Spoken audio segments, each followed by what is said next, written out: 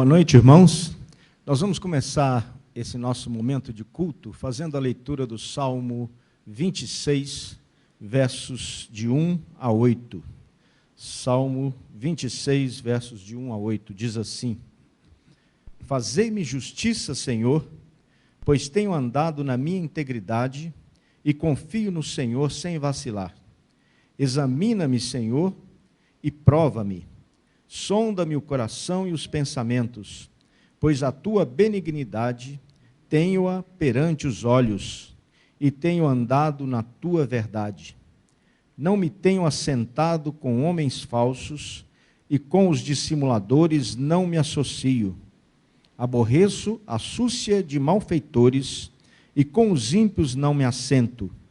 Lavo as mãos na inocência, e assim andarei, Senhor, ao redor do teu altar, para entoar com voz alta os louvores e proclamar as tuas maravilhas todas.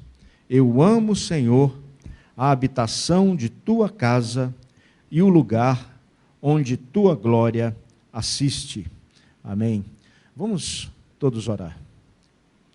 Senhor Deus, nós te somos gratos por mais esse tempo que o Senhor nos concede, no qual nós podemos te prestar culto, te adorar, te servir, ó Deus. Te adoramos, te reconhecemos o Senhor como nosso Deus. E agora, ó Pai, nós pedimos que o Senhor nos visite cada coração, cada lar, cada família que aqui agora reunida pode olhar para o Senhor e derramar o seu coração diante do teu altar. Que o Senhor possa, em cada momento desse culto, falar aos nossos corações, seja pela pregação, pelas orações, pelo compartilhar, pela comunhão. E que, ó Deus, o teu Espírito seja a única voz agora que possa ser ouvida. Nós te pedimos essas coisas agradecidos no nome de Jesus. Amém. O verso 7 diz: para entoar com voz alta os louvores e proclamar as tuas maravilhas todas. Então vamos fazer isso agora com o Rubão. Amém. Obrigado, irmão Walter. Que alegria mais uma vez, juntos louvarmos a Deus, né?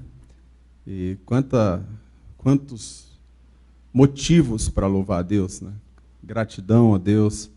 E uma coisa importante no nosso culto, na nossa vida, é lembrar que Deus está conosco, Deus está aqui, Deus está aí com você. Então vamos cantar Deus está aqui.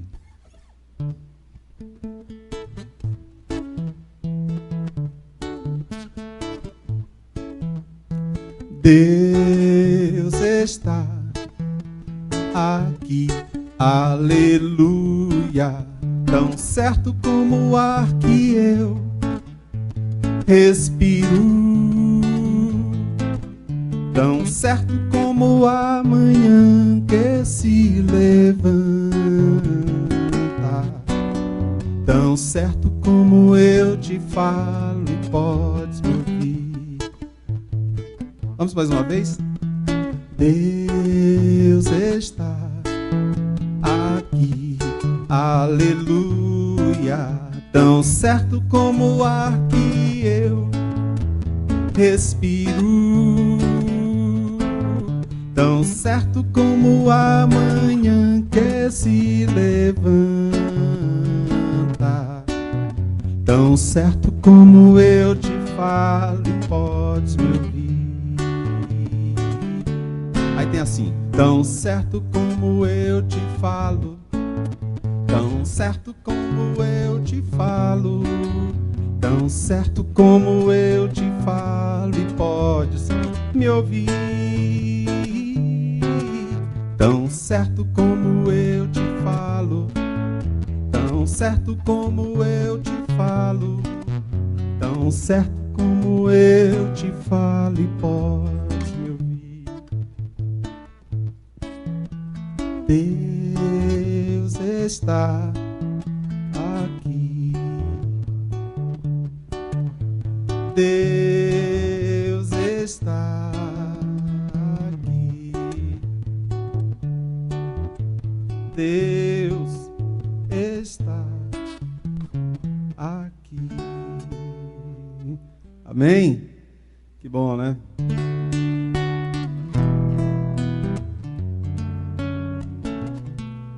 há um doce Espírito, e eu sei que é o Espírito de Deus. Há um doce Espírito aqui, e eu sei que é o Espírito de Deus. Já podemos todos perceber a presença de Jesus, o Salvador. Doce presença, presença santa, vem sobre nós, encher-nos com o teu poder, te adoraremos por tua presença aqui, e que renovará os nossos corações. Louvado seja o Senhor. Mais uma vez. Há um doce Espírito aqui, e eu sei que é o Espírito de Deus. Já podemos todos perceber a presença de Jesus, o Salvador. Doce presença, presença santa, vem sobre nós, encher-nos com o teu poder, te adoraremos por tua presença aqui, e que renovará os nossos corações. Louvado seja o Senhor, e que renovará os nossos corações. Louvado seja o Senhor. Louvado seja Deus. Amém. Obrigado, Rubão, pela nossa condução no tempo de louvor. Obrigado, Walter, também, por participar conosco. Hoje é um domingo muito especial para a vida dessa igreja. Nós estamos aqui reunidos porque queremos prestar culto a Deus, mas também trazemos nosso coração louvores, gratidão por tanta coisa boa que Ele tem feito entre nós, mesmo em tempos de pandemia. Pois é, hoje, no culto de hoje, nós receberemos alguns irmãos por transferência, vindos de outras comunidades, vindo de outras cidades, alguns deles. Receberemos também, a partir de hoje, alguns irmãos por batismo e profissão de fé. Serão 3 domingos seguidos. Hoje, nós teremos 2 batismos, no próximo domingo mais 2, e no terceiro domingo nós então receberemos crianças por batismo infantil. Quero trazer aqui, esses nomes foram apresentados, levados ao conselho, portanto já foram recebidos por meio de ata. Nós receberemos hoje, por transferência, os seguintes irmãos: Demba Biai, Elisama da Costa da Silva, Érica Paula Mendonça Gardés, Isabela Fontinelli Ribeiro Gonçalves de Moura Carvalho, Keroli Silva Biai, Luiz Guilherme Branco, Marcos Felipe Sussumo Ueda, Raquel Pereira Guimarães, Sara Daniela Barbosa de Souza. Esses são os que são recebidos hoje por meio de transferência. É claro, por causa do momento agora, eles não estarão presentes aqui no culto presencialmente, mas vocês poderão relembrar, se algum não se lembra deles, porque realmente vários desses irmãos chegaram no início desse ano, final do ano passado, e então talvez você não se lembre muito da fisionomia de todos eles. Então eles vão trazer uma saudação à igreja por meio de vídeo daqui a pouco, né? Mas nós também participaremos nesse momento tão especial agora, recebendo por batismo e profissão de fé 2 queridos irmãos, a Bárbara Cavalcante Rosa, que já participa e já frequenta a nossa igreja há um bom tempo, e também o Douglas, ou o Edward Douglas de Melo Pereira Júnior, que já está conosco também, imagino que há uns 2 anos, é isso, né, Douglas? Uns 2 anos que vocês, por aí. E a Elisama vai contar um pouco do testemunho, que é a noiva, vocês vão ver o vídeo, ela contando o testemunho de como foi que eles chegaram aqui na IPLN. Então, vamos nesse momento agora, agradecer ao Senhor pela recepção desses novos membros e eles vão trazer uma saudação para a igreja. Vamos orar antes, porém. Obrigado, Senhor, pela misericórdia e graça do Senhor que atua em nossa vida, atua na vida dessa comunidade. Nós te louvamos pela vida do Demba, da Elisama, da Érica, da Isabela, da Carole, do Luiz Guilherme, do Marcos, da Raquel e da Sara, teus filhos queridos que o Senhor atraiu para reunirem e se congregarem conosco. Oramos por eles. Obrigado porque o Senhor os trouxe aqui e pedimos agora, clamamos que o Senhor use as suas vidas de maneira especial na vida dessa comunidade. Pedimos que o Senhor abrevie esse tempo do distanciamento, que em breve possamos estar todos reunidos aqui no culto presencial e usufruir desse convívio, dessa comunhão. Peço que o Senhor abençoe suas vidas, suas famílias, que o Senhor os guarde em nome de Jesus. E que eles venham somar força incrível aqui na vida dessa comunidade, tornando-a cada vez mais vigorosa e plena de vida. Abençoa os teus filhos e filhas. Te agradecemos por eles, em nome de Jesus. Amém. Vamos então assistir aí esse primeiro vídeo com a saudação de alguns desses irmãos e logo depois teremos um segundo vídeo. Comecemos por esse primeiro grupo. Vamos lá.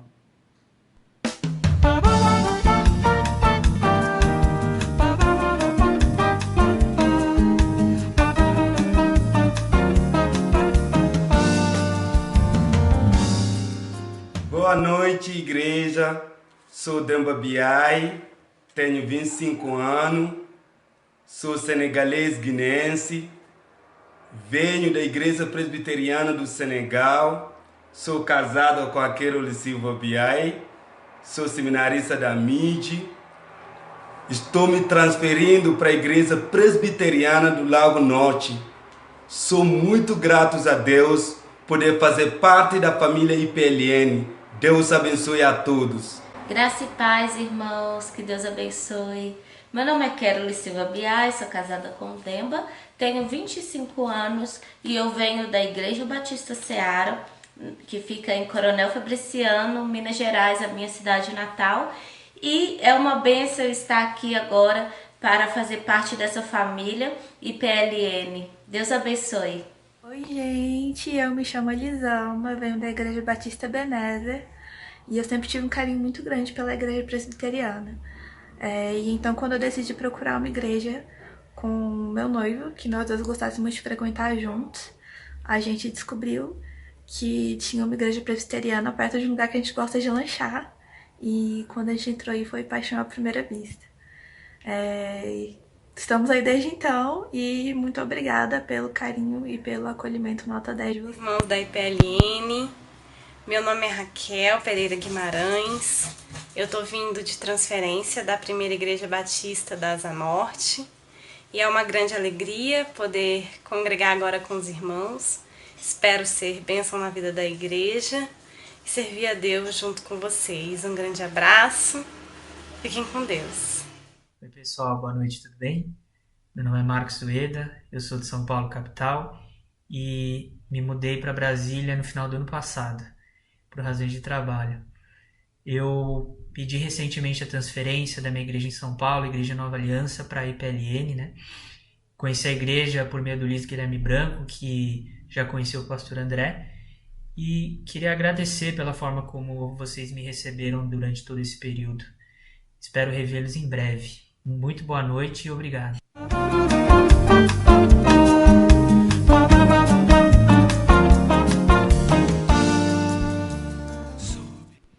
Bem, então estamos aqui com o conselho representado aí pelo Walter, pelo Rubão, pelo pastor André, por mim, né? Nós estamos aqui. E nós queremos então chamar aqui à frente os irmãos que serão batizados e farão profissão de fé. Peço para vir à frente Bárbara Cavalcante Rosa e Edward Douglas de Melo Pereira Júnior. Por favor, que venham aqui à frente e ocupem os seus lugares. Ótimo.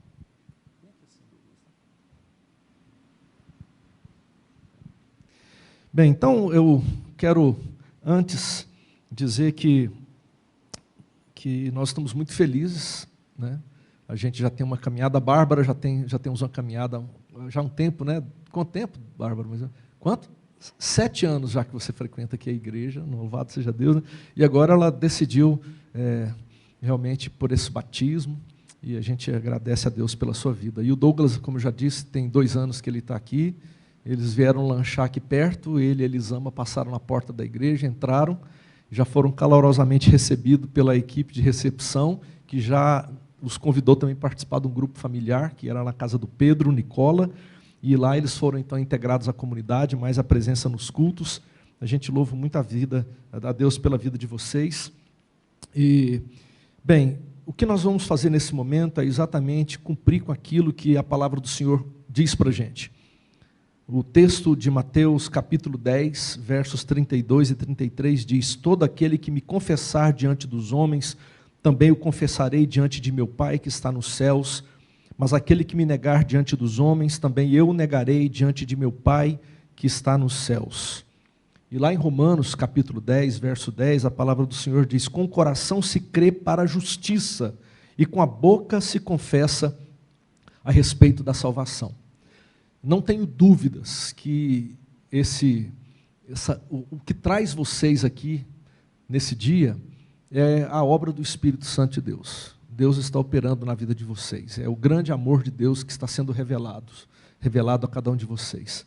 Então, nós temos acompanhado vocês, participamos aí de umas classes, né, estudamos juntos a palavra do Senhor. E eu quero fazer então algumas perguntas para que vocês possam responder. E respondam, apesar da máscara, alto, o microfone está aí exatamente para captar a resposta a resposta à pergunta que farei.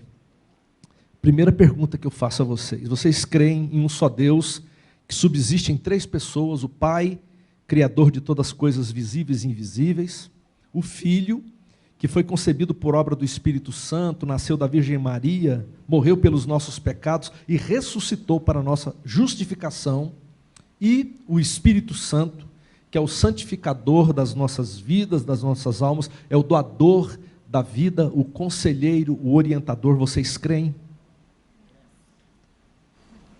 Vocês creem que as Escrituras sagradas do Velho e do Novo Testamento são a palavra de Deus e a única regra de fé e prática deixada pelo Senhor à sua igreja, e que são falsas e perigosas todas as doutrinas e cerimônias contrárias a essa palavra, a Bíblia, e todos os costumes e usos que são acrescentados à lei do Evangelho também são danosas, são perigosas? Vocês creem nisso? Confessam?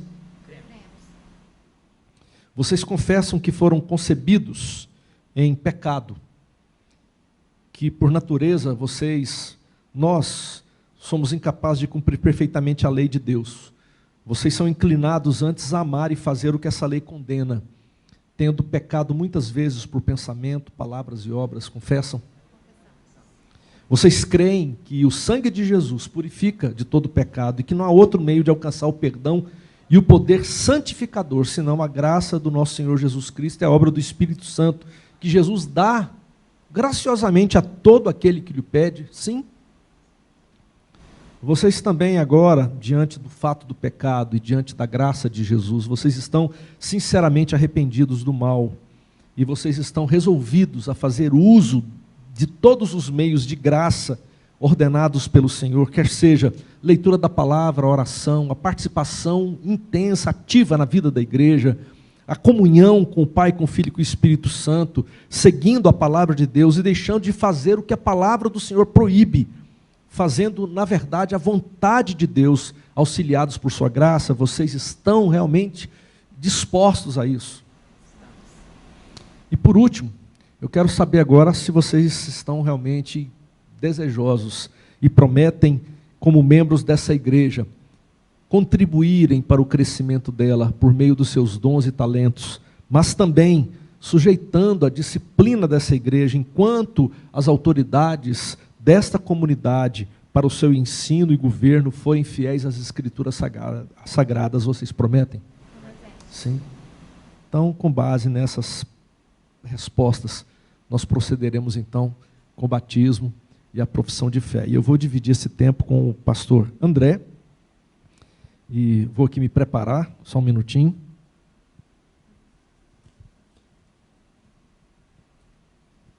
Se quiser já aproveitar, André, dar uma palavra para eles aí, enquanto eu preparo aqui o esquema.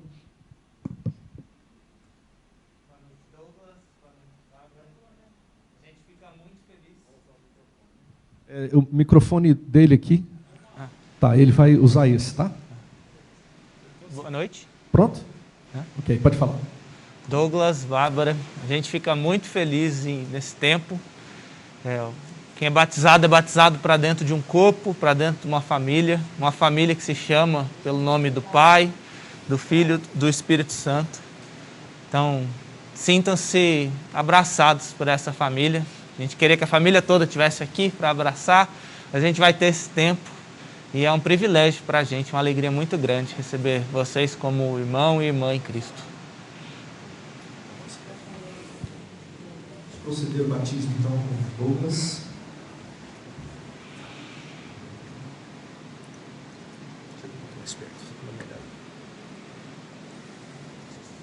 Douglas, filho da promessa, eu te batizo em nome do Pai, do Filho e do Espírito Santo. Amém. Amém.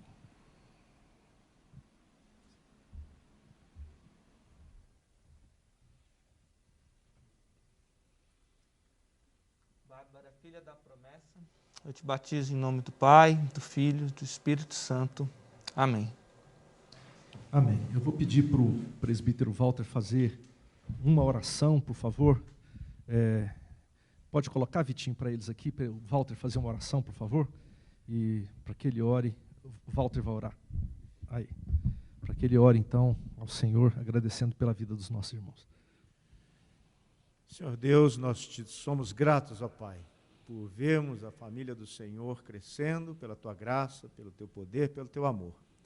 Te agradecemos porque sabemos que isso é resultado da obra do Teu Espírito na vida da Tua igreja e na vida de cada irmão que aqui soma esforços para o serviço, ó Deus.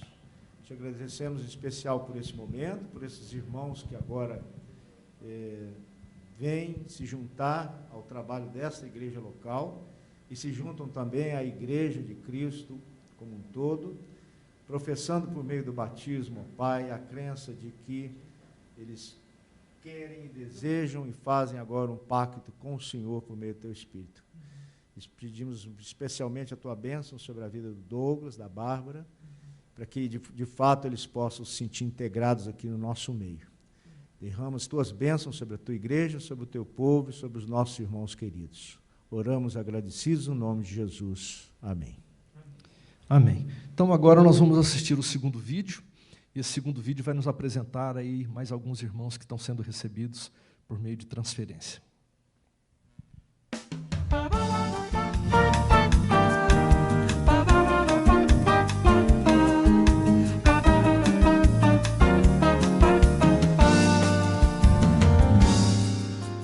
Boa noite, pessoal, tudo certo? Meu nome é Guilherme Branco, eu sou mineiro, mas eu morei os últimos tempos em São Paulo. Lá em São Paulo eu servia na comunidade da Vila e eu mudei para Brasília em novembro do ano passado. Desde então estou frequentando a Presbiteriana do Lago Norte, a convite do pastor André, e fui muito bem recebido e estou muito animado aí para servir com vocês nos próximos tempos. Um abração. Boa noite, igreja. Meu nome é Sara Souza, Eu fui da igreja presbiteriana durante muitos anos, desde a minha infância, e há algum tempo eu não frequentava nenhuma igreja, e conheci a IPLN por meio do Pato, gostei muito. Em seguida levei meu filho tem 10 anos, é o Thor, e ele também gostou. E a gente pretende ficar com vocês, fazer parte desse corpo. Espero que sejamos muito felizes aí. Boa noite, meu nome é Isabela Moura, esse aqui é meu filho João Pedro. Eu venho da Igreja Nazareno Central e depois de 2 anos de PLN, hoje finalmente estou sendo recebida como membro aqui. Para mim é um privilégio estar congregando aqui com vocês e eu só tenho a agradecer a Deus. E a tantos amigos que eu fiz aqui, está sendo uma bênção na minha vida e eu espero que eu possa ser também canal de bênção na vida de muitas pessoas. Um beijo, tô com saudade. Tchau! Pessoal, meu nome é Érica Gardés, falo aqui da Gardés, Capitolândia. Vim da Igreja Cristã Evangélica de Brasília, ICEB. Como eu me mudei para 716 Norte e estava em busca de um lugar legal para congregar, meu intuito era visitar todas as igrejas da quadra. Porém, eu fui tão bem recebida por vocês que eu não tive vontade de conhecer igreja alguma. E aqui estou. Vai fazer mais ou menos 1 ano. E a minha vida, eu estava passando por muitos desafios, não estava passando uma maré muito boa. Agora eu posso ver o agir e o mover de Deus na minha vida.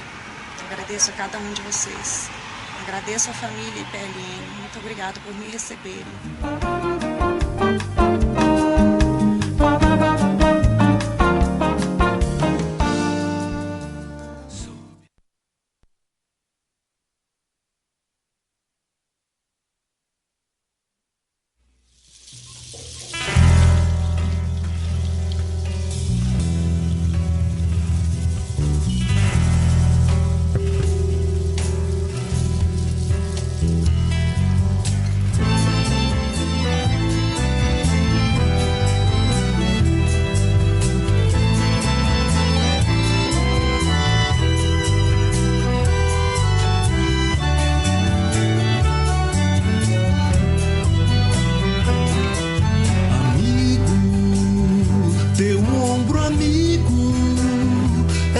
Sustento na provação, só o teu braço me dá conforto.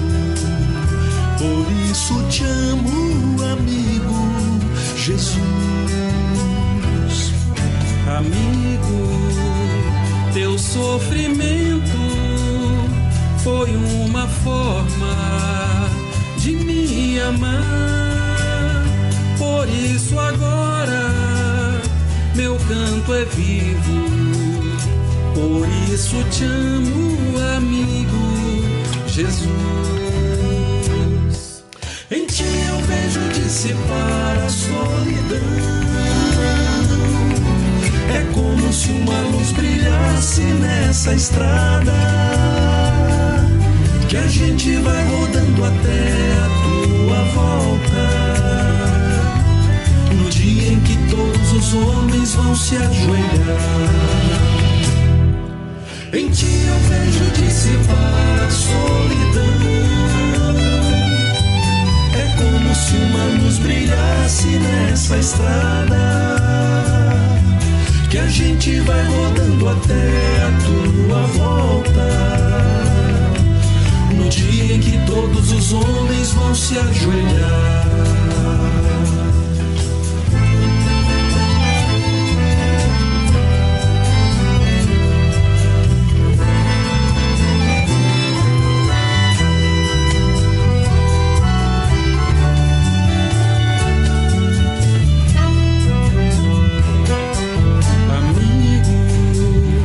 Teu sofrimento foi uma forma de me amar. Por isso agora meu canto é vivo, por isso te amo, amigo Jesus. Em ti eu vejo dissipar a solidão, é como se uma luz brilhasse nessa estrada, que a gente vai rodando até a tua volta. O dia em que todos os homens vão se ajoelhar.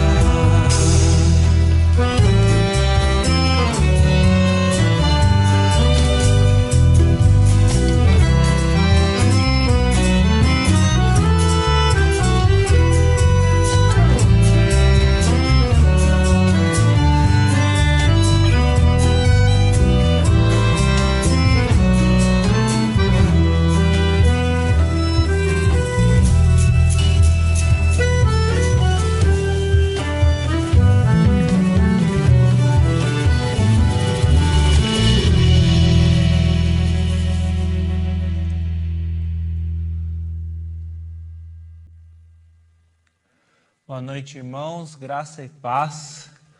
A gente está muito feliz nessa noite de festa em estar aqui, estar reunido, receber novas pessoas, testemunhar que a salvação do nosso Senhor, a ação do Espírito e o que Ele tem feito no nosso meio, na igreja, é muito maior do que as circunstâncias adversas. Então, como é bom a gente ouvir o testemunho do que Deus tem feito na vida de alguns irmãos que estão chegando de transferência. Como é bom ouvir a Bárbara, ouvir o Douglas, vê-los aqui.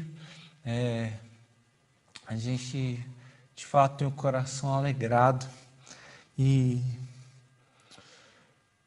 eu te incentivo a escrever para eles, escrever para as pessoas que você viu no vídeo, enviar uma mensagem, já que a gente não pode estar aqui e abraçá-los, estarmos todos reunidos presencialmente. Manifesta o seu carinho, manifesta a sua alegria em recebê-los.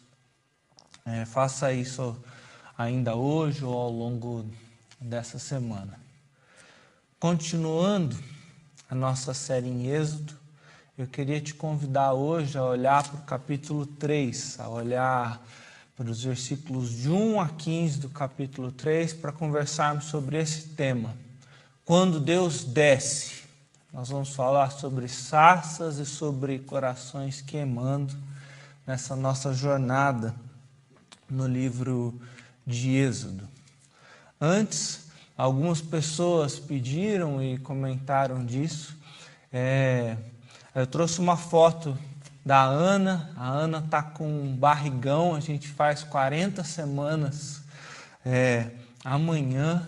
E na sexta-feira à noite eu falei para Carlinhos, eu estou te enviando o PowerPoint, o slide, o texto aqui da mensagem, porque a Ana está começando a ter algumas contrações. Na verdade, eu não tinha falado isso para ele e para a Claudinha ainda não, mas estamos aqui, deu tudo certo. Timóteo ainda não nasceu e em breve ele vai estar com a gente, se Deus quiser. Muito obrigado pelo carinho de vocês, da comunidade, acompanhando e expressando esse cuidado com a gente, mesmo nesse tempo de distância.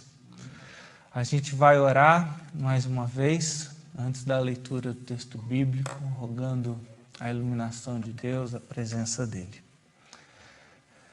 Senhor Deus, estamos diante da Tua Palavra e, como temos feito domingo após domingo, nós queremos declarar que nós dependemos da iluminação do Senhor, da presença do Senhor, que nós já temos cantado sobre ela aqui, para que esse texto faça sentido para nós, para que esse texto fale ao nosso coração, para que ele vá além de entender conceitos ou admirar a beleza literária, mas seja de fato transformação do Senhor na nossa vida, nos consolando, nos confrontando, nos amadurecendo, ó Deus, para essa vida de liberdade que o Senhor nos chama. Então, age livremente no nosso meio, usa a palavra que o Senhor mesmo inspirou, preservou e trouxe até nós. Esse é o desejo do nosso coração, na disposição de te conhecer melhor, te servir melhor, para a honra e glória do nome de Jesus.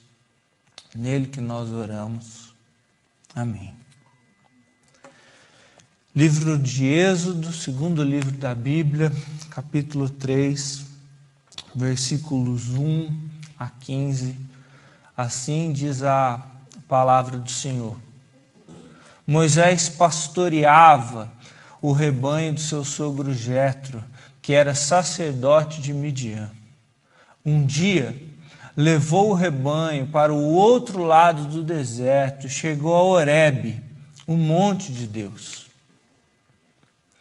Ali, o anjo do Senhor lhe apareceu numa chama de fogo que saía do meio de uma sarça. Moisés viu que, embora a sarça estivesse em chamas, esta não era consumida pelo fogo. Que impressionante, pensou. Por que a sarça não se queima? Vou ver isso de perto. O Senhor viu que ele se aproximava para observar, e então, do meio da sarça, Deus o chamou: Moisés, Moisés. Eis-me aqui, respondeu ele. Então disse Deus: não se aproxime, tire as sandálias dos seus pés, pois o lugar em que você está é terra santa. Disse ainda: eu sou o Deus de seu pai, o Deus de Abraão, o Deus de Isaque, o Deus de Jacó. Então Moisés cobriu o rosto, pois teve medo de olhar para Deus. Disse o Senhor: de fato tenho visto a opressão sobre o meu povo do Egito. Também tenho escutado o seu clamor por causa dos seus feitores, e sei o quanto eles estão sofrendo. Por isso desci para livrá-lo das mãos dos egípcios e tirá-los daqui para uma terra boa e vasta, onde manam leite e mel, a terra dos cananeus, dos hititas, dos amorreus, dos ferezeus, dos heveus e dos jebuseus. Pois agora o clamor dos israelitas chegou até mim, e tenho visto como os egípcios os oprimem. Vá, pois, agora, eu envio ao faraó para tirar do Egito o meu povo, os israelitas. Moisés, porém, respondeu a Deus: quem sou eu para apresentar-me ao faraó e tirar os israelitas do Egito? Deus afirmou: eu estarei com você. Esta é a prova que sou eu quem o envio.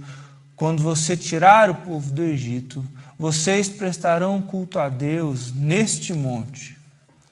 Moisés perguntou: mas quando eu chegar diante dos israelitas e lhes disser: os deuses dos seus antepassados me enviou a vocês, e eles me perguntarem: qual é o nome dele? Que lhes direi?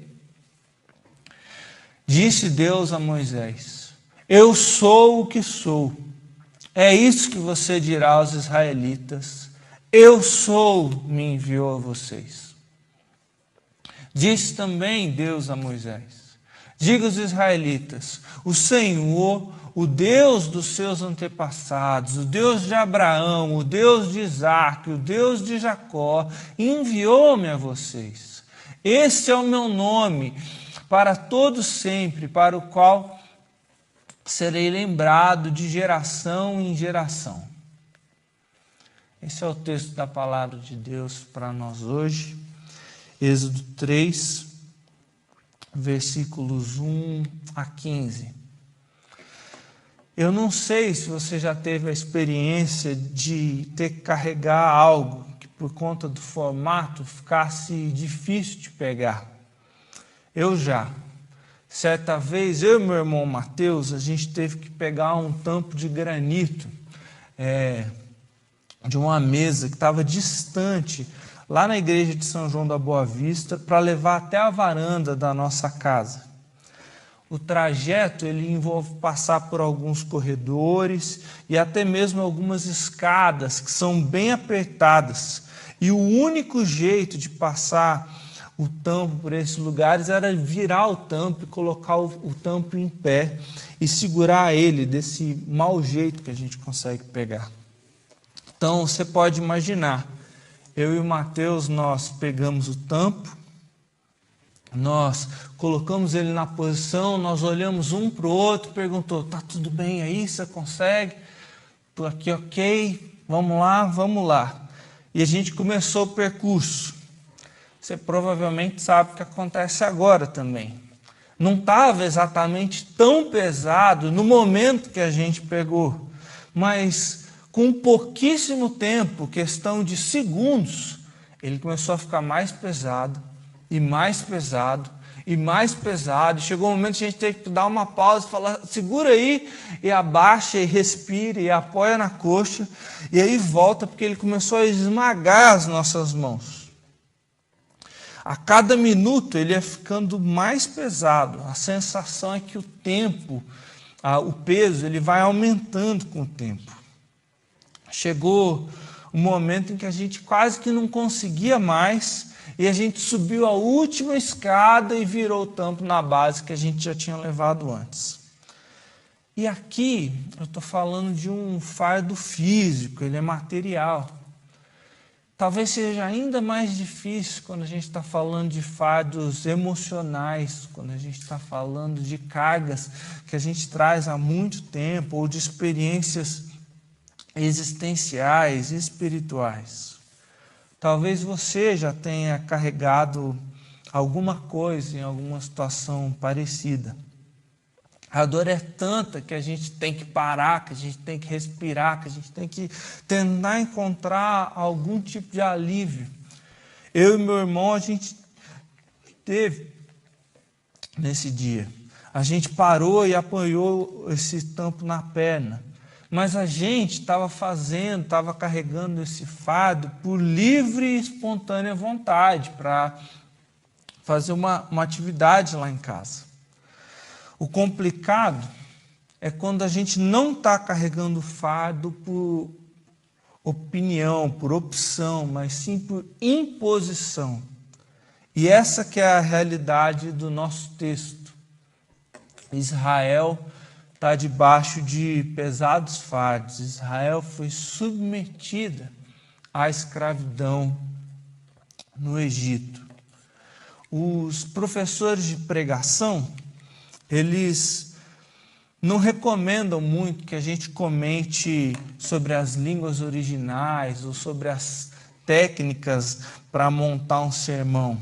Eles dizem que se a gente fosse comparar com a alimentação, a gente não deve levar as panelas sujas para a mesa de jantar. A gente deve servir o prato já devidamente arrumado, já bonitinho ali para a apresentação.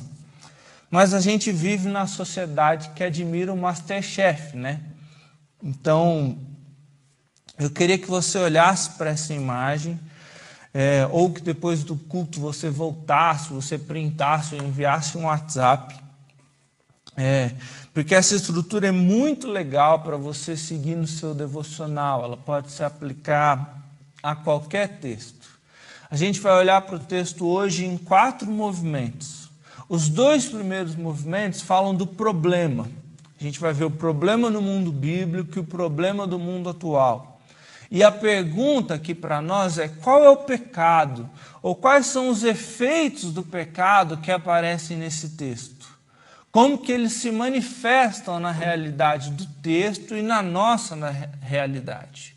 Depois a gente vai ter mais 2 movimentos. A gente vai falar da graça do mundo bíblico e da graça no mundo atual.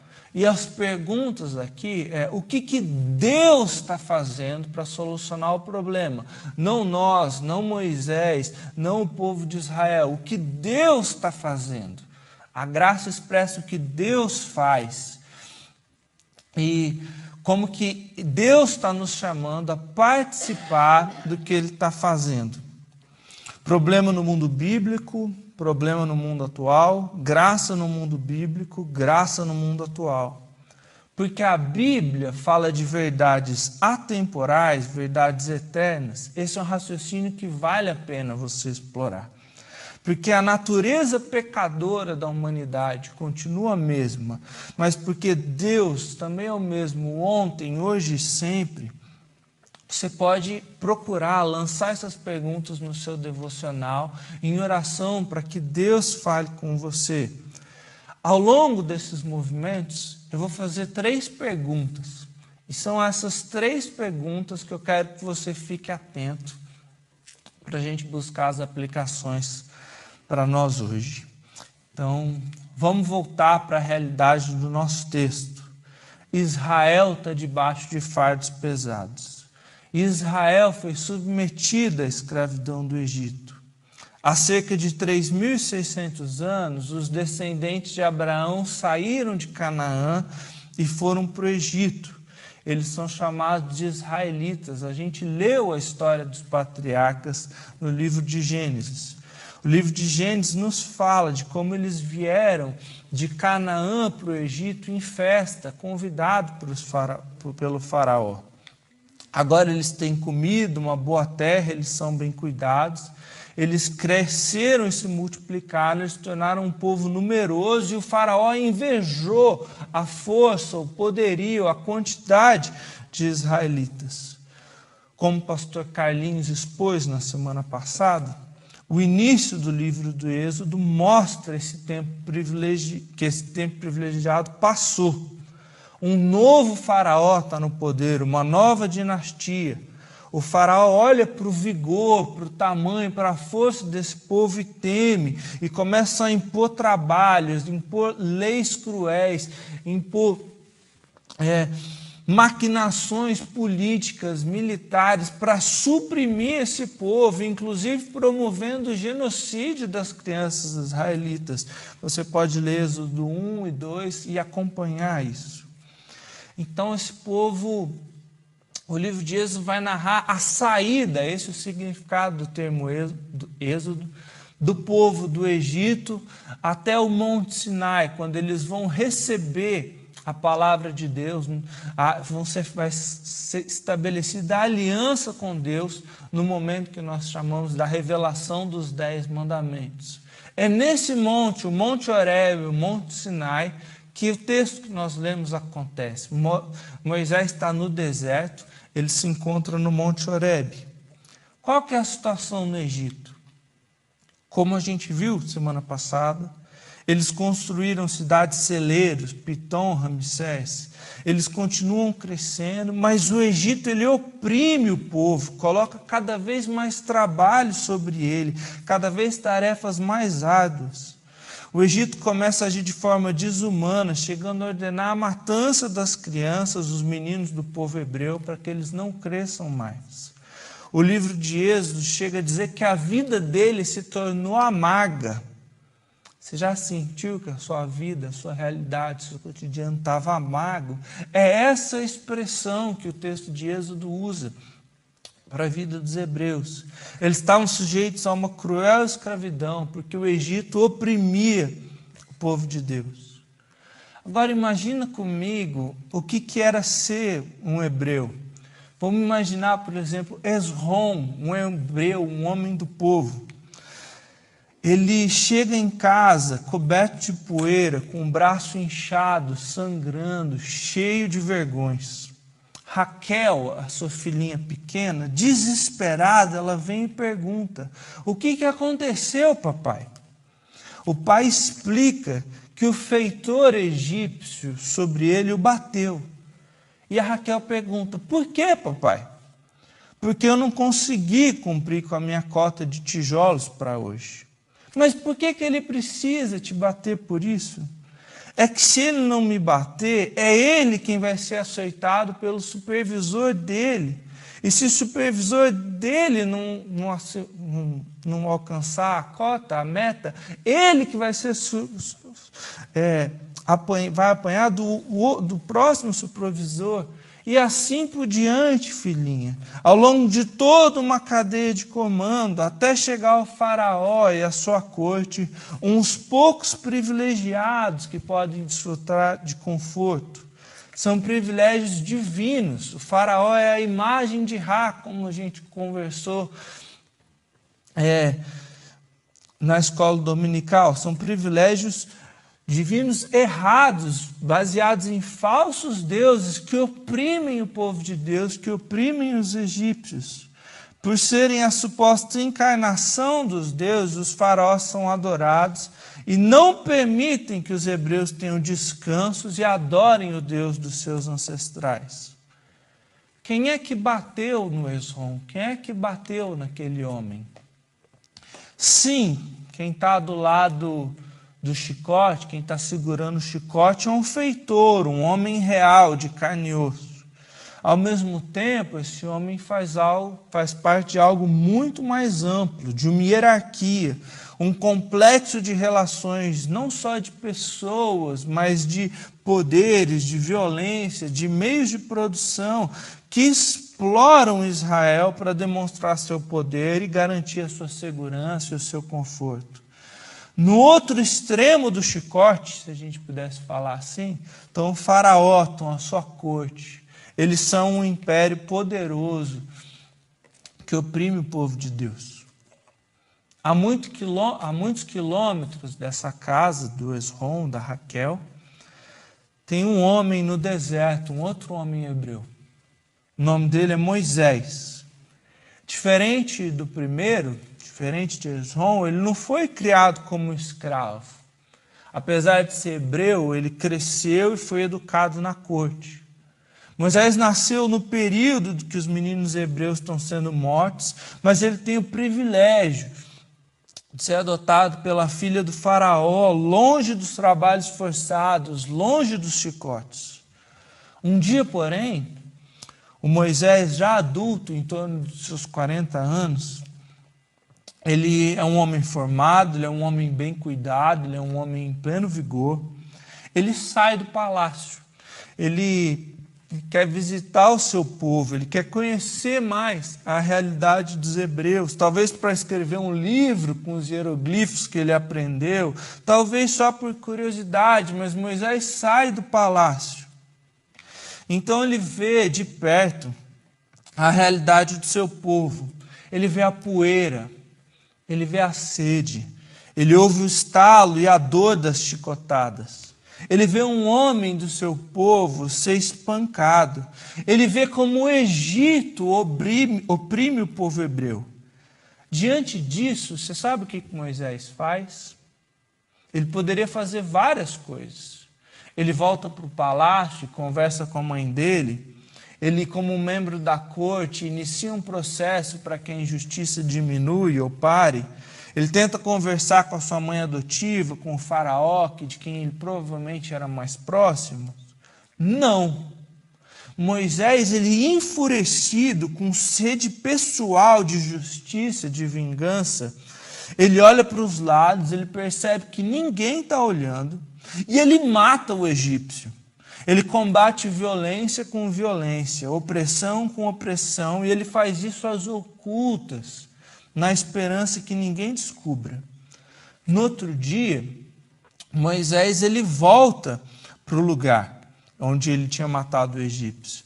Talvez pensando que ele pode melhorar a condição do povo, talvez pensando que projetos que a gente poderia fazer para diminuir essas injustiças aqui, como que eu posso colaborar para a situação ser mais justa, mais humana.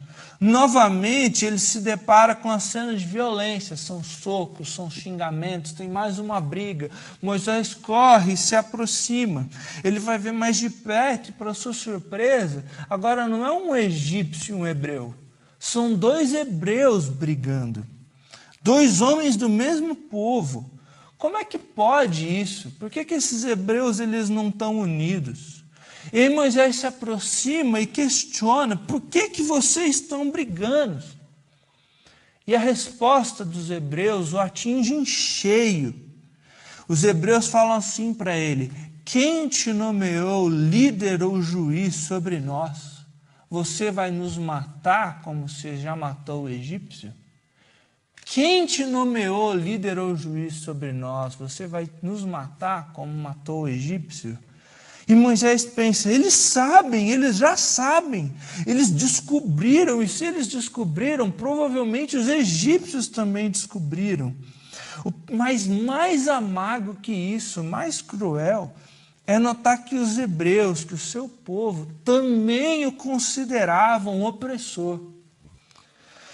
Pior que isso é notar que o Egito que oprime o povo de Israel, tinha se tornado parte de Moisés. Compara, por exemplo, os versos do capítulo 2. No versículo 6 do capítulo 2, o narrador apresenta para a gente, inspirado por Deus, Moisés no rio, falando, a princesa egípcia falando, esse é um menino dos hebreus. Mas no versículo 19, quando ele já está na terra de Midian, quando ele já está nas terras de Jetro, as filhas de Jetro falam para o pai que um egípcio defendeu-nos dos pastores. O próprio narrador apresenta Moisés como um hebreu no versículo 6 e o caracteriza como um egípcio no versículo 19. O Egito que oprime tinha se tornado parte de Moisés e ele tinha se tornado parte do Egito.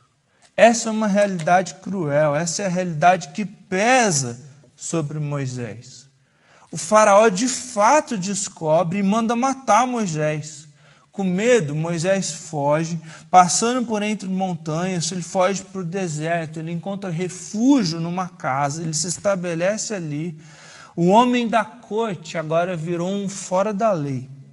O príncipe do Egito agora cuida do rebanho do seu sogro. O versículo 1 do nosso texto diz que Moisés pastoreava. O tempo no hebraico dá uma sensação de continuidade exaustiva. Ele pastoreava, pastoreava, pastoreava. Essa sensação. 40 anos cuidando de ovelha. 40 anos em que toda a sua formação na corte, matemática, filosofia, sabedoria egípcia, serve para muito pouco. 40 anos em que os seus ideais de justiça para o povo hebreu vão sendo deixados de lado. 40 anos de expectativas frustradas. Moisés não tem mais todo o vigor físico, ele não tem mais a influência da corte e dos privilégios. 40 anos de omissão, porque ele está longe do seu povo que está sofrendo. 40 anos dessa sensação de tudo que Moisés poderia ter sido, mas não foi. O príncipe que queria justiça, cuidando do seu povo, pastoreava, provavelmente oprimido pelas suas próprias expectativas. É um fardo pessoal, é um fardo interno. Um dia, porém, esse Moisés ele vê algo diferente. Ele se vê diante de Deus revelado num arbusto que pega fogo por muito tempo. Esse arbusto está queimando, mas não desaparece. E aí Deus o chama. Diante da santidade de Deus, Moisés ele fica consciente do seu pecado e com medo Moisés esconde o rosto, como a gente pode ver nessa gravura. Moisés está consciente da sua omissão diante do sofrimento dos seus irmãos nos 40 anos no deserto. Moisés está consciente do seu assassinato contra o feitor egípcio. Moisés está consciente que ele quis resolver a ação por si mesmo, não participando de Deus, agindo de acordo com o caráter de Deus. Moisés está consciente que ele acabou se tornando opressor também, consciente do seu pecado e da vergonha que o seu pecado traz. Ele está oprimido pelo pecado, a fonte da maior de todas as opressões. Moisés sabe que diante da santidade de Deus, não é a sarça que tem que queimar, não é a sarça que tem que ser consumida, é ele que tem que ser consumido, porque ele se tornou parte do Egito e o Egito se tornou parte de Moisés. Essa é a primeira pergunta para nós hoje. Por que Moisés não é consumido? Por que Moisés não é consumido, sendo tão pecador, participando de um sistema opressor, sendo oprimido por ele mesmo e pela própria realidade da sua história? Porque a natureza humana, contaminada pelo pecado, sempre vai tender para o mal. Das estruturas de governo, como o Egito que oprime, ao nível pessoal, como atingiu Moisés. Moisés oprime, às vezes, a si mesmo. E se é essa a natureza humana, será que ela continua se manifestando hoje? Você já se sentiu oprimido? Você se sente oprimido? Essa pressão de tudo que você poderia ter sido e não foi, uma frustração com a sua história? Será que algum de nós, como Moisés, será que a gente já se tornou opressor? Será que isso é realidade ainda hoje? Sim. A opressão, ela continua hoje. Nós oprimimos uns aos outros. Em nome de Deus, a gente poderia pensar, por exemplo, no Estado Islâmico. Em nome do falso Deus, o ISIS, buscando agradar lá, proclama o califado, o Estado Islâmico do Iraque e do Levante, e ele oprime o povo cristão hoje. Ele busca expandir seu poder, unificando todos os territórios muçulmanos. Ele mata todos que o opõem, uma crueldade hedionda no caso dos cristãos. A gente poderia pensar na nossa situação aqui no Ocidente, em que a cristofobia aumenta. E é claro que os escândalos que apareceram essa semana não ajudam em nada, né? Mas esses escândalos que envolvem pastores, ou a causa LGBT, ou um espírito cético, academicista das universidades, tem um prazer em debochar da fé. Não é uma opressão violenta como a do ISIS, mas é uma força que vem querendo oprimir, sufocar a imagem do cristão, a fé em Cristo. Mas será que é só contra o povo de Deus que existe opressão? Ou será que muitos de nós também não nos tornamos como Moisés? Parte do povo de Deus, mas começa a fazer parte do Egito, permitir que o Egito atue em nós. A gente vai se tornando parte do nosso Egito. A gente acaba se tornando opressor também. Nós oprimimos uns aos outros, ativo ou passivamente, ou por omissão. Tem um documentário, até pouco tempo atrás ele estava no Netflix, ele se chama The True Cost. É um documentário sobre as roupas, sobre moda, sobre slow fashion, sobre o desafio de uma moda que seja devagar, que seja duradoura, não seja uma moda rápida, que se muda a cada semana ou a cada estação, porque essa moda rápida, nesse processo, explora pessoas. A Shima Akhter é uma dessas pessoas. Essa mulher, nascida em Bangladesh, trabalha numa das várias fábricas de roupa em Dhaka, capital de Bangladesh. Desde que ela tinha 12 anos de idade. Ela vê os seus pais e as suas filhas somente 2 vezes por ano, porque ela trabalha $2 por dia para tentar garantir um futuro melhor para sua filha. Dhaka foi cenário de uma catástrofe em abril de 2013, quando uma dessas fábricas de roupas, com condições horríveis de trabalho, que ficava num prédio de 8 andares, caiu, deixando 1.127 mortos. Os donos do edifício ignoraram o pedido de evacuação. Apesar de todas as condições de trabalho desfavoráveis, a ponto de comprometer a estrutura do edifício, a produção não podia parar, eles falaram. Os donos da empresa não podiam parar de produzir. O Arif Jektib, que aparece no documentário, é um dos donos dessas fábricas. Ele explica como a pressão do mercado ocidental, feita pelas grandes marcas, cria dificuldades para eles melhorarem as condições de trabalho. As marcas do Ocidente pedem preços cada vez mais baratos para conseguir concorrer no capitalismo daqui. E sem repassar essas dificuldades, esse corte de custo para os funcionários, o negócio se torna inviável, a fábrica quebra e, além dele, todos os funcionários vão ser demitidos. Então, ele tem que fazer as coisas mais difíceis para os trabalhadores. É assim que a coisa funciona, ele explica. E assim, nessa cadeia de relações muito parecidas com aquela do Egito, até os grandes empresários com milhões conseguem controlar as leis trabalhistas em países subdesenvolvidos, como em Bangladesh. A gente poderia se perguntar, quem que é o responsável pelo desabamento desse prédio?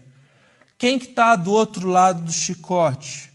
Sim, segurando o chicote, talvez estejam homens como o Arif, dono da fábrica local. Mas quem que está no outro extremo do chicote? São os executivos das grandes marcas que precisam aumentar o lucro da sua empresa?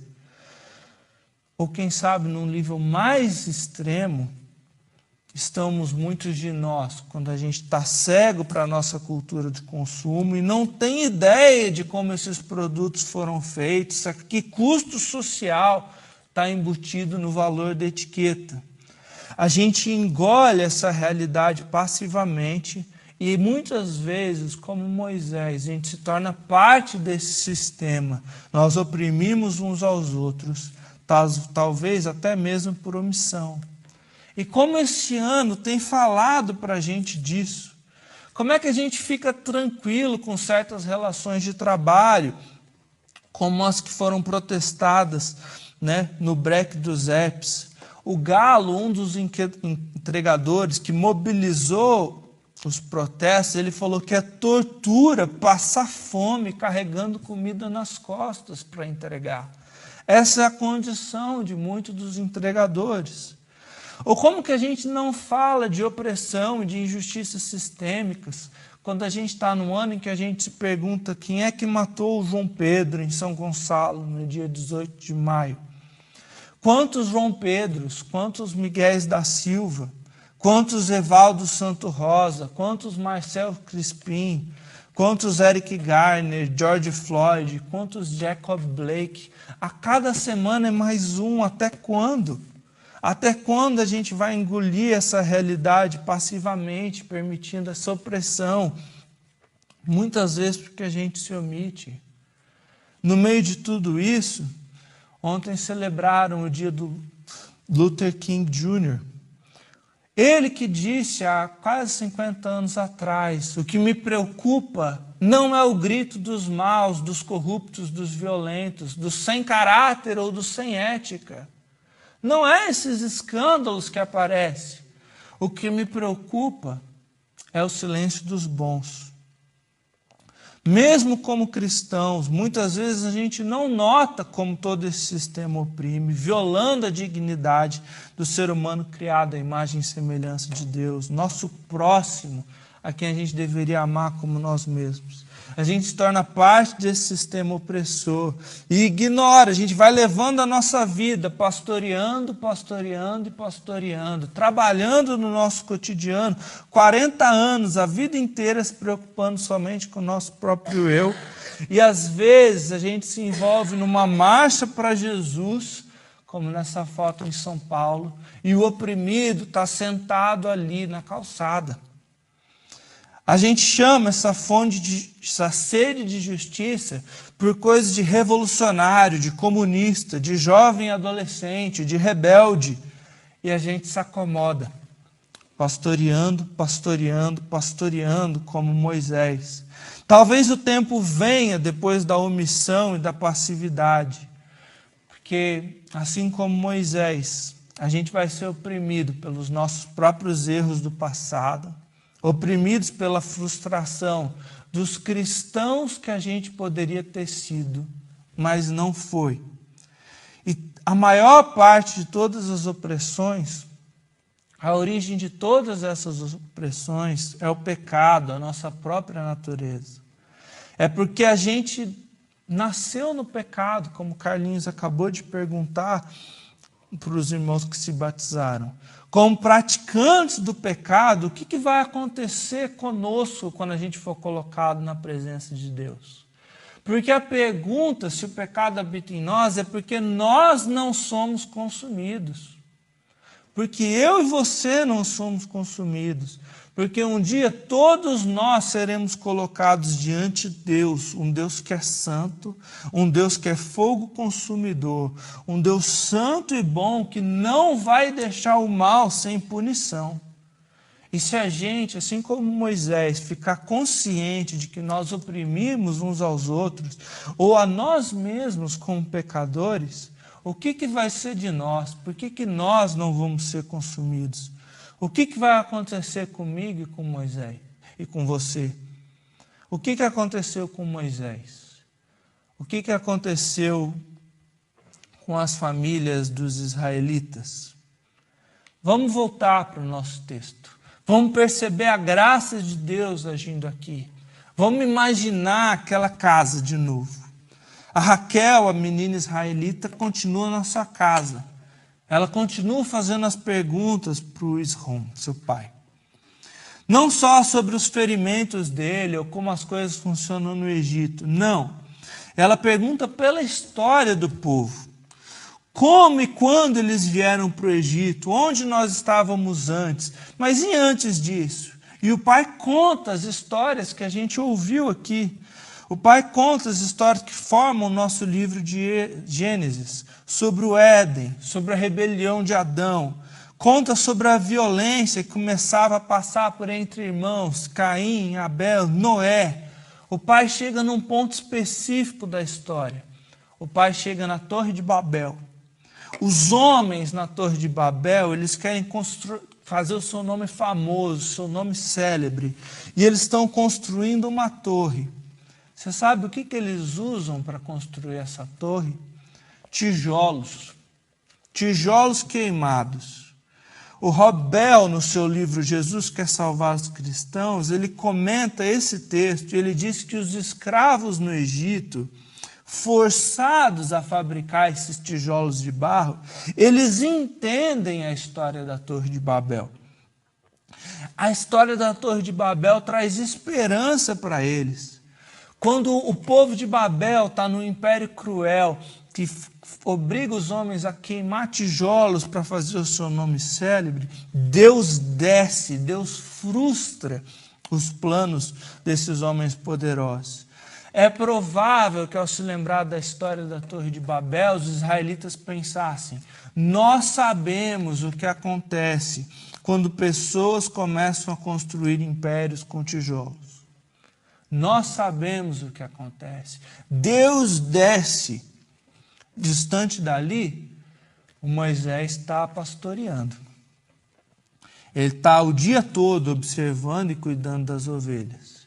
Como a gente viu, um arbusto queima, o arbusto chama a atenção lá longe. Tudo bem, né? Acontece. A gente vive no cerrado, a gente entende isso. O arbusto pega fogo no deserto, normal. Um relâmpago, talvez um outro pastor tenha feito uma fogueira, não tenha apagado direito. O Moisés, ele continua cuidando do rebanho dele. Meia hora se passa, ele olha de novo e o fogo está lá, está queimando. Mas aí uma cabra berra e ele vai acudir a cabra. Passa-se mais uma hora, ele olha lá e o arbusto continua queimando. Não faz sentido, ele pensa. Por que esse arbusto não se consome? Eu tenho que ver isso de perto. Maravilhado, ele deixa o rebanho por um tempo e ele vai na direção do fogo. Chegando perto do fogo, ele ouve uma voz que diz: Moisés, Moisés. Aí ele teme, ele fica receoso, mas ele responde: eu estou aqui. Moisés, tira a sandália dos seus pés, porque o lugar onde você está é terra santa. Eu sou o Deus do seu pai, o Deus de Abraão, o Deus de Isaac, o Deus de Jacó. De repente, o Moisés, ele entende. Ele entende que a pergunta não é por que a sarça não se consome. Essa é a pergunta da perspectiva de quem está distraído, de quem está pastoreando, entediado. A real pergunta é por que o fogo não depende da sarça? Por que o fogo não depende do arbusto? Porque mesmo com um arbusto tão pequeno, o fogo continua a queimar por tanto e tanto tempo. Como é que ele continua a arder ali? E aí Moisés entende. É o Deus eterno que não tem princípio nem fim. É o Deus eterno que simplesmente é. Eu sou, Ele é. É o Deus eterno que não depende de ninguém que está ali presente. Isso fica ainda mais claro quando Deus diz o seu nome, Yahweh, eu sou o que sou. Ele é totalmente puro, ele é totalmente santo, ele não depende de ninguém. Ele ordena que com reverência Moisés tire as suas sandálias. Olha o que o Novo Testamento diz sobre isso. Olha o que o Novo Testamento diz sobre o ser de Deus. Colossenses 1 vai dizer que Ele é antes de todas as coisas e nele tudo subsiste. Ele mantém todas as coisas no seu devido lugar. Atos 17 vai citar Paulo, citando um poeta grego, afirmando que Deus é o Deus que os gregos falavam. Nele vivemos, nos movemos e existimos. Esse é nosso Deus. Ele não depende do arbusto, ele não depende de nada mais.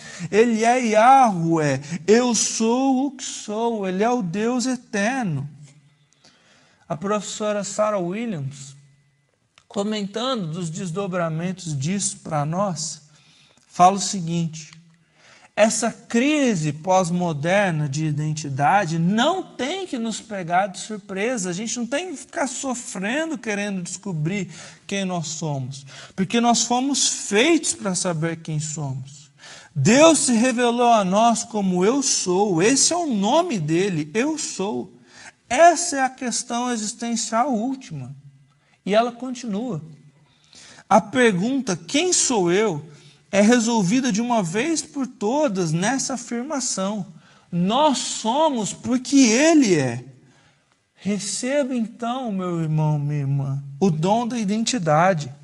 Não tenha medo do sofrimento. O sofrimento não vai te destruir. A pandemia não vai te destruir. Uma perda de trabalho, uma situação difícil não vai abalar a sua identidade, porque a sua identidade não depende de nada disso. Seja constante no meio da fluidez, esse desafio de sempre se reinventar, esse cuidado para não ficar para trás. A gente pode ser constante, porque a nossa identidade não depende de trabalho, de currículo, depende de quem Deus é. Seja constante em meio às restrições. Não permita que ninguém imponha a identidade sobre você. Receba a sua identidade como um presente de Deus. Nós somos porque Ele é. O Milton Nascimento canta, né? Se você quiser transformar o ribeirão em braço de mar, você vai ter que encontrar aonde nasce a fonte do ser. Moisés está aqui, ele está diante do Deus, do eu sou, o eterno, aonde nasce a fonte do ser. Moisés está diante do totalmente outro. E aí, como nós vimos, a pergunta não é somente por que o fogo não depende da sarça. A pergunta é por que Moisés não é consumido. A consciência da presença da santidade de Deus imediatamente faz que ele caia consciência de si, da opressão do pecado. Por que Moisés não é consumido? O versículo 2 diz para mim e para você. O versículo 2 diz que o anjo do Senhor está presente. O anjo do Senhor está ali. O anjo do Senhor desceu e está ali. O versículo 4 vai nos dizer que Moisés vê Deus e Deus o chama. Quem é que está no arbusto, afinal? É o Senhor ou é o anjo do Senhor? Esse personagem misterioso já apareceu na história dos israelitas. A gente conversou sobre ele aqui em Gênesis 18. O anjo do Senhor é a presença física do Deus que desce, encarnado, quando ele concilia a sua santidade e a sua justiça com a sua misericórdia. O anjo do Senhor não é uma criatura de Deus, um enviado. O anjo do Senhor é o próprio Senhor que se manifesta e faz sentir a sua presença de uma maneira sensível e concreta, exercendo a sua misericórdia. Êxodo vai aprofundar isso nos capítulos 32, 33 e 34. Moisés fala que se Deus não for com eles, Moisés não vai. E aí, o Senhor diz, se eu for com vocês, a minha presença vai matar todos vocês, porque vocês são um povo obstinado, vocês estão adorando o bezerro de ouro. Moisés insiste, por favor, vá conosco. Se não for conosco, não nos envie. E Deus diz, eu enviarei à sua frente o meu anjo.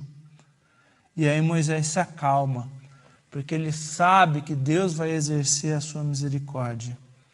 Aqui no arbusto em chamas, por que Deus se revela? O texto é claro, ele desce para libertar. A revelação de Deus é sempre um contexto de libertação, mas a gente poderia se perguntar, libertar do quê? Libertar do Egito, mas muito mais profundo do que Egito ou dos sistemas humanos de opressão, libertar do pecado. Agora, libertar para quê? Porque a liberdade não é um fim em si mesmo. Libertar para que o povo de Deus adore, para que o povo de Deus se comprometa com a missão. A liberdade é essa condição que vai ser dada por Deus para que seu povo adore, para que o povo seja vitrine de Deus para as outras nações. E o que Deus exige de Moisés? São sacrifícios, são rituais? Não! Moisés experimenta um Deus muito diferente dos falsos deuses egípcios. Um Deus que revela a sua santidade, mas também a sua misericórdia. Um Deus que desce para libertar, o Deus eterno, eu sou. Porque Deus é eterno em si mesmo e está num relacionamento de amor na Trindade. Por não depender de nada, Deus não precisa oprimir. Por ser amor e amizade eternas na Trindade, Ele pode se doar eternamente. E Ele é Deus de quem? Só dos hebreus? Não. Deus estende o convite da liberdade dele para os discípulos. O nosso texto fala da missão para todos os povos desde aqui.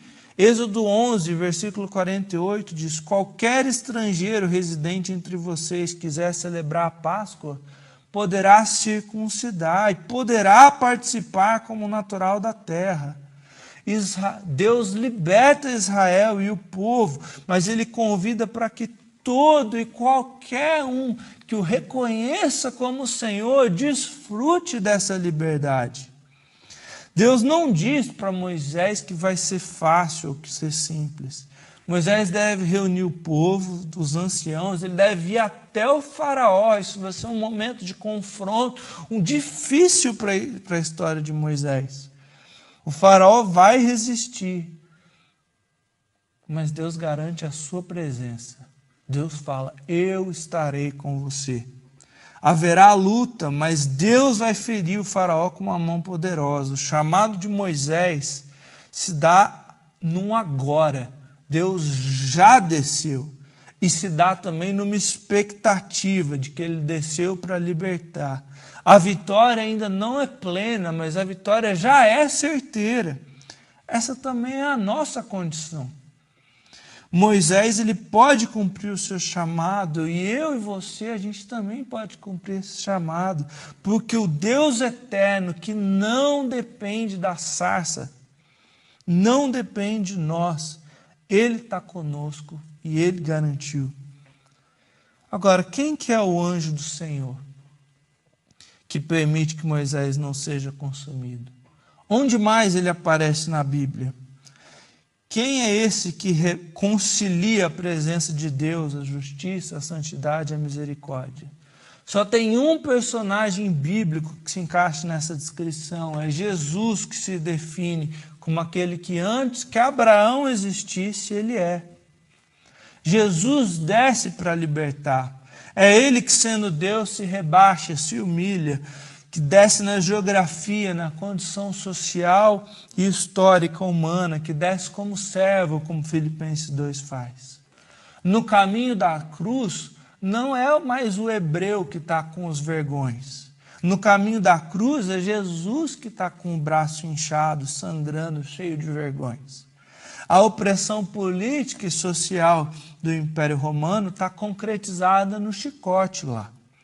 Na cruz, porém, a maior das opressões também está presente. O peso do pecado, o peso da separação entre o homem e Deus, o fardo que nos torna escravos de nós mesmos, das nossas vontades desde o nascimento. E Jesus escolhe livremente carregar por mim e por você. Na cruz ele desce para nos libertar. Os escravos que nasceram cativos no pecado, da opressão, agora têm um libertador. Na cruz, Jesus é o anjo do Senhor, a presença de Deus concilia justiça, santidade e misericórdia.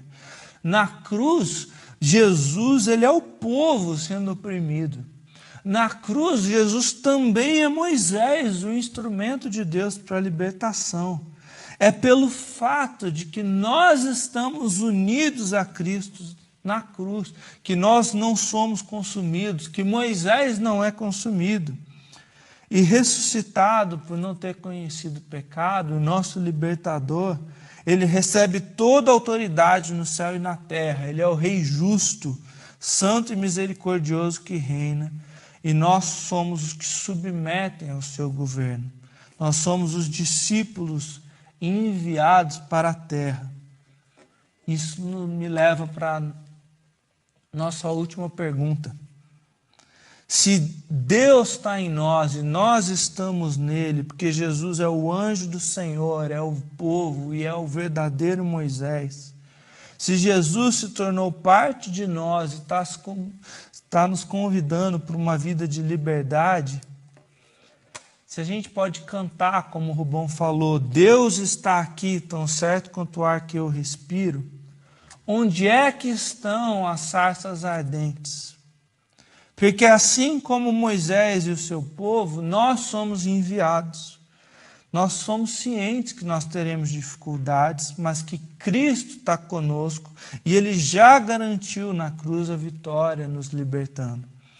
Ele nos liberta de viver só para nós, de nos destruirmos os nossos projetos egoístas, opressores, tirânicos. Deus nos liberta para adorá-lo. A liberdade não é um fim em si mesmo. Deus nos liberta para servi-lo. Deus nos liberta para vivermos debaixo do governo amoroso dele, num reino que manifesta a justiça e a dignidade nos relacionamentos com Deus, com o próximo, com a criação, possibilitados pela vida que nós temos com Jesus.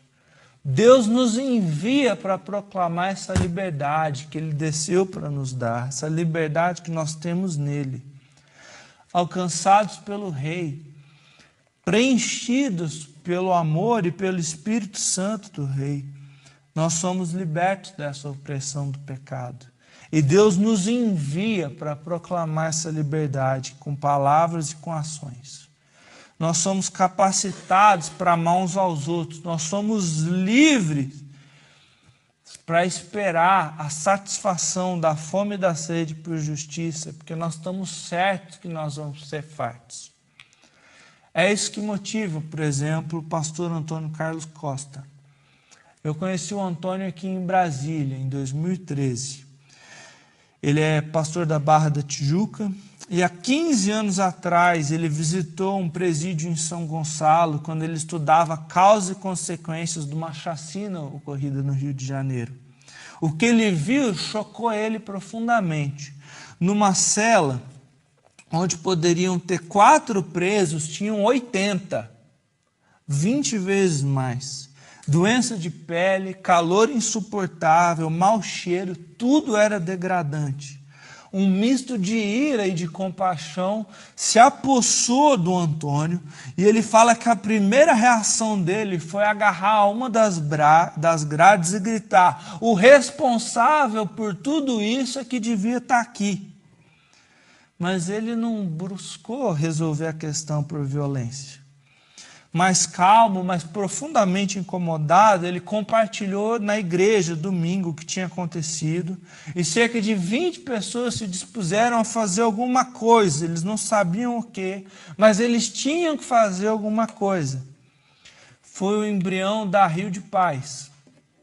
A Rio de Paz é uma ONG associada à ONU, que, preenchida pelo amor de Deus e capacitada a se doar ao próximo, tem liderado alguns protestos.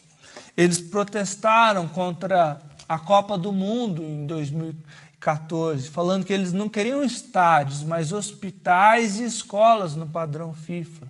Eles protestaram contra a violência no Rio de Janeiro, que mata balas perdidas. Eles mantêm um mural pela dignidade dos policiais que morrem em serviço no Rio. Eles protestaram recentemente pedindo compaixão e organização na ação, na luta contra o coronavírus, quando a gente chegou a 100 mil mortos. Deus nos envia para proclamar a liberdade dele, a lutar por justiça, porque ele é a nossa justiça. E a gente pode se apaixonar por ações como a do Antônio Carlos, que ressoam causas sociais em nós, mas eu preciso perguntar, e no nível pessoal, como que você tem experimentado a liberdade de Cristo? Não querendo impor a justiça de Deus para todos, mas você experimentado. A gente comentou rapidamente sobre o Estado Islâmico, e eu queria caminhar para encerrar com uma emocionante história. Foi um testemunho de quando aqueles 20 irmãos coptas foram assassinados alguns anos atrás. É emocionante olhar para a realidade desses nossos irmãos na região árabe, perseguidos pelo ISIS. Em Cristo, no entanto, eles podem desfrutar e proclamar essa liberdade até mesmo para os opressores que agiram com brutalidade neles. Pouco antes de serem decapitados pelo ISIS, na última oportunidade que o Bishoy e o Samuel Camel, 2 irmãos, tiveram de negar a Cristo, eles gritaram o nome de Jesus. O que leva alguém a ter tamanha fé de desafiar os seus próprios assassinos gritando o nome de Jesus? É porque eles desfrutam da liberdade de Cristo. Livres das expressões da opressão do mal que tem no mundo, livres para amar os seus inimigos e abençoar os que amaldiçoam. Alguns dias depois, uma TV teve a oportunidade de entrevistar o Beshi, irmão do Bishoy e do Samuel, que tinham sido executados, irmão dos mártires. E aí ele diz o seguinte, abre aspas: hoje eu conversava com a minha mãe sobre o que ela faria se ela visse um membro do ISIS, um dos assassinos de seus filhos, na rua. Ela respondeu que os convidaria para entrar em sua casa, agradeceria a oportunidade de seus filhos testemunharem sua fé para o mundo, pediria a Deus que abrisse os olhos dele, para que ele fosse salvo, para que ela abandonasse a sua ignorância a respeito do Deus verdadeiro, que abandonasse os ensinamentos errados que eles seguem. Essa senhora de 70 anos pede a salvação dos opressores, dos assassinos do seu filho. A certeza que Jesus desceu e a libertou permite que ela proclame a liberdade mesmo em meio à dor. Uma liberdade para amar e para servir que não faz sentido para a maioria das pessoas. Eu quero uma IPLN, eu sonho com o povo de Deus que se engaje publicamente como o Antônio Carlos Costa faz. Mas mais do que isso, eu quero que a gente tenha a liberdade dessa mãe, dessa mulher. Para que quando a injustiça seja contra a gente tenha a capacidade de perdoar e de pedir o resgate dos opressores. Lucas 24 explica um pouco disso. Depois dos discípulos no caminho de Emaús encontrarem Jesus ressurreto, eles falam: não nos ardia o coração quando Jesus pelo caminho nos expunha as Escrituras. Nós somos o povo dele, nós somos o corpo desse Jesus, nós estamos em Cristo, na graça dele, cheios do Espírito, cheias da sua palavra. Não nos arde o coração. Se o nosso coração queimar, a nossa vida não vai fazer sentido para as outras pessoas. A gente vai ser como um arbusto que queima e não se consome, que chama a atenção das pessoas.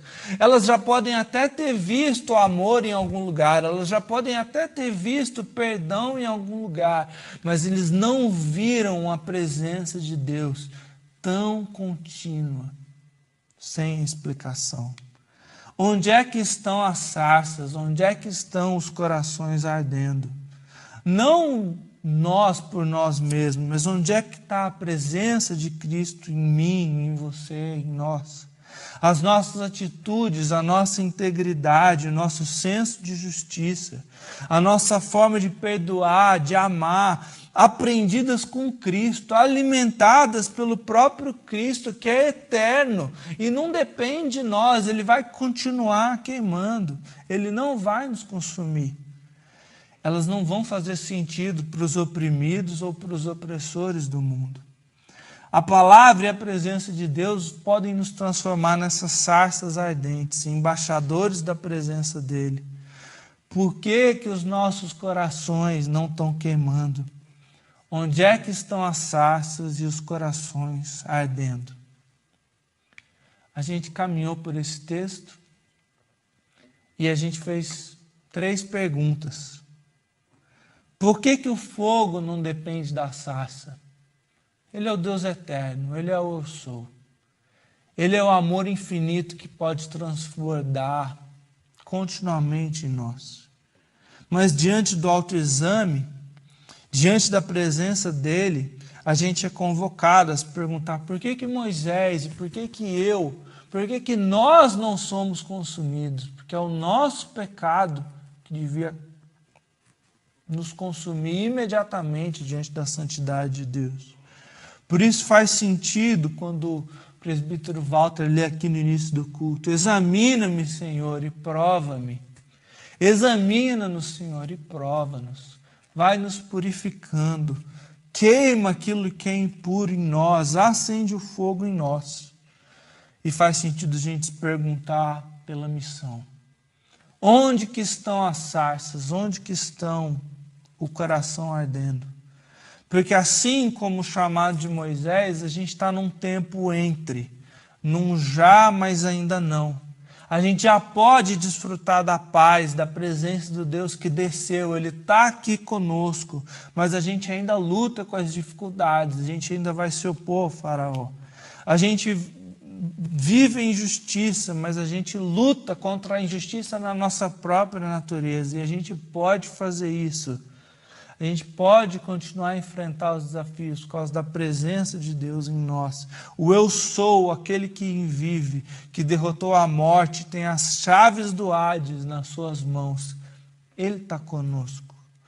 O Dom Robson Cavalcante, ministro anglicano, ele dizia que a missão da igreja é manifestar aqui e agora, com a maior densidade possível, o reino de Deus que vai ser consumado no ali e no além.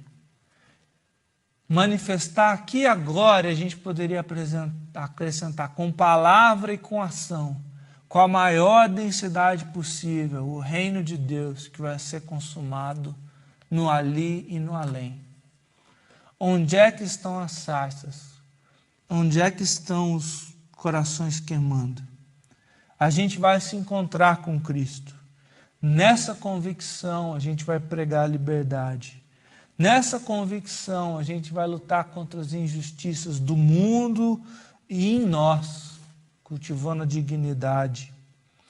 Na convicção de que a gente vai encontrar Deus revelado no arbusto do Moisés, aquele que era, aquele que é, aquele que sempre será, aquele que é poderoso em poder e em glória. Não vai ter mais opressão, nem lágrima, nem dor, nem morte, porque o tempo já vai ter passado. Cristo veio, Ele é Deus em nós. Onde é que estão as sarças e os corações queimando? Feche seus olhos. Vamos orar. Deus, muito obrigado pela Tua palavra. Muito obrigado pelas verdades eternas que ela revela. A opressão do Egito continua a existir hoje, mas a ação do Senhor que desce para libertar e queima com a Tua presença poderosa também continua a existir hoje. Moisés titubeou, Deus. Moisés quis sair pela tangente. Moisés perguntou quem o Senhor era, quis explicações teológicas. Moisés pediu sinais. Moisés falou que ele era gago. Moisés deu as suas desculpas. Mas o Senhor se irou com as desculpas. Porque não adianta a gente perguntar quem somos nós para essa tarefa. A resposta do Senhor é que o Senhor está conosco. O Senhor está comigo, o Senhor está com a IPLN, o Senhor está com a Bárbara, está com o Douglas, está com os irmãos que nós recebemos hoje. A resposta que o Senhor dá a Moisés no final das contas é que Arão está vindo. É comunidade. Permita-nos, Deus, como comunidade, ter o coração que arde. Permita-nos, Senhor, nos entender por que o fogo não depende da sarça. O Senhor é o Deus eterno. Permita-nos contemplar o Senhor. Permita-nos, Senhor, entender por que nós não somos consumidos. É a presença de Jesus que aplica a misericórdia do Senhor dia após dia e não nos consome. Permita-nos, Senhor, nos questionar onde é que estão os arbustos que queimam e nos envia como resposta. Que a gente possa manifestar o Seu perdão, o Seu amor e a Sua justiça no mundo. Para o nome e para a glória de Jesus. Essa é a nossa oração. Faz de nós arbustos e corações que ardem, Deus, da Sua presença, da Tua palavra. Em nome de Jesus. Amém.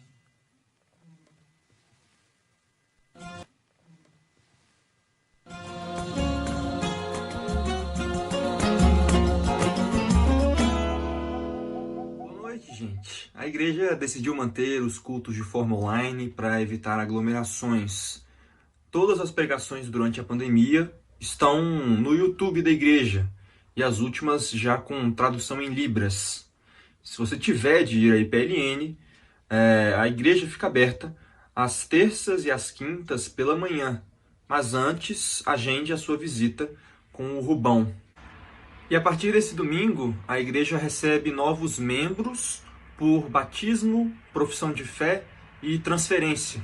A cada domingo, 2 pessoas vão lá para a IPLN para participarem dessa cerimônia pessoalmente. Vamos acompanhar, que vai ser um tempo muito bom para a igreja. E a Escola Bíblica Dominical segue com seus cursos de forma online até o dia 18 de outubro.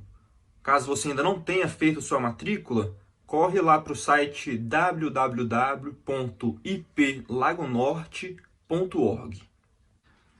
As eleições para pastor, diáconos e presbíteros da igreja foram adiadas em razão da pandemia. O conselho da IPLN decidiu que as eleições serão realizadas somente após a volta das atividades presenciais. Os mandatos venceram em abril e agora, em agosto. Nesta terça, às 7h30 da noite, nós teremos mais um culto pelo aplicativo Zoom. Quem dará o estudo é o nosso incrível Hulk, também conhecido como Rubão. Já na sexta, às 7 horas da manhã, nós teremos mais uma reunião de oração com um breve estudo sobre Catecismo Maior. Participe conosco.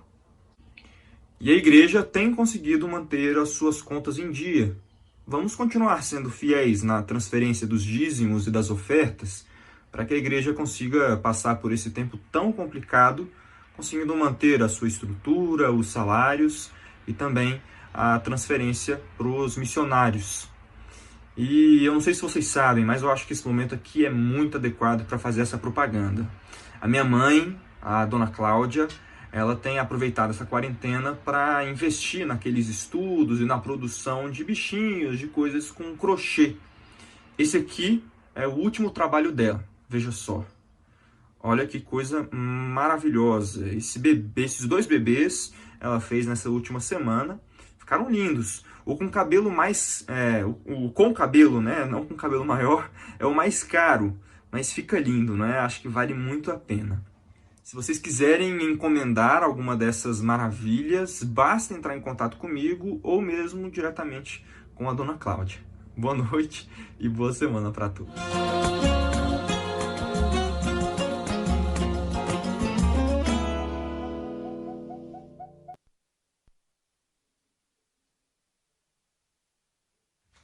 Olá, pais e colaboradores do Ministério da Infância da IPLN.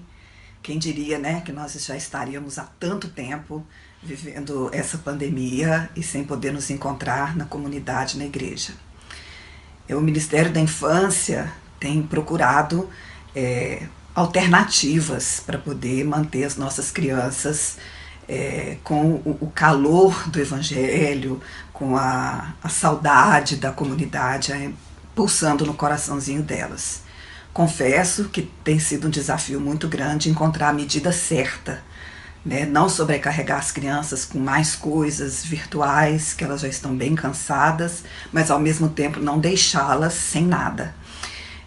Reunidos com a minha equipe do Ministério da Infância, nós pensamos em algumas coisas para poder fazer agora no correr desse segundo semestre. Uma delas é manter forte no coração das crianças o relacionamento delas com Deus. Para isso, a gente vai precisar muito da colaboração dos pais. O que nós vamos fazer? Nós vamos pegar o salmo do calendário litúrgico da semana, fazer 3 perguntas com relação a esses salmos e mandar para a casa das crianças, para os grupos, para os WhatsApps dos pais, para que durante a semana a família trabalhasse com as crianças esses salmos. Ao final da semana, cada criança vai fazer, isso não é nenhuma cobrança, isso é para ser uma coisa bem de boa. Cada criança ou escrever uma oração junto com seus pais, ou fazer um desenho, ou fazer uma tirinha de quadrinhos, aquilo que for o desejo da criança de se expressar como resposta àquele salmo.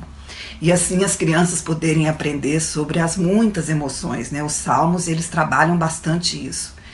E ensinar as crianças a orar, a buscar a Deus por meio desses encontros com os salmos.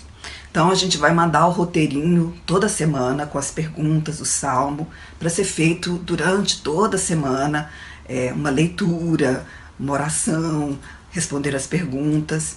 E ao final desse projeto, a nossa intenção é lançar um e-book com os salmos escritos, as orações escritas e os desenhos das crianças. Então, pais, eu conto com vocês, nós do Ministério da Infância contamos com vocês. E estamos também trabalhando um kit retorno. Cada criança vai receber uma máscara com a cor da sua turma, álcool em gel, um docinho do Ministério da Infância, à medida que formos retornar com as nossas atividades presenciais.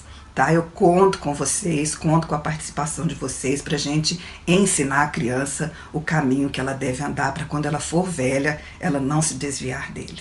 Tá? Muito obrigada pela paciência e pela colaboração de todos vocês. Um beijo.